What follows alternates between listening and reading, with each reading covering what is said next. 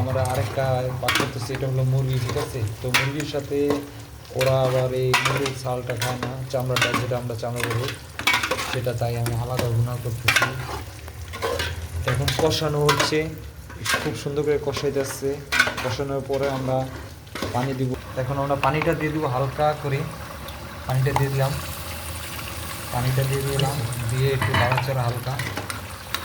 তারপরে কিছুক্ষণ কিছুক্ষণ পর আগুনটা বাড়িয়ে দেবো।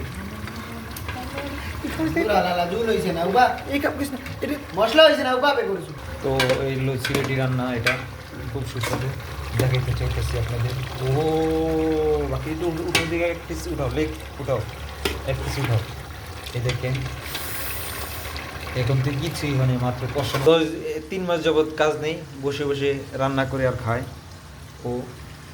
ওর জন্য একটা কাজ দেখতেছি খুব শীঘ্রই। বাকির কালারটা এসেছে কি সেই কালার, সে একটা কালার আইছে। ও মাথা নষ্ট, প্রত্যেকটি রোয়া রোয়া, ও দেখলেই খাইতে মন চায়, দেখলেই মাথা একেবারে নষ্ট।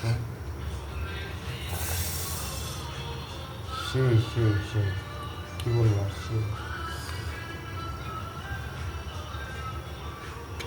কি আর বলবো, ময় মশলা সব পরিপূর্ণ হয়ে দেওয়া হয়েছে, তার জন্য এত স্বাদ। ওকে, তো সমস্যা নেই, আর একটু জল দিব, দেওয়ার পরে নামায় ফেলাবো, ঠিক আছে?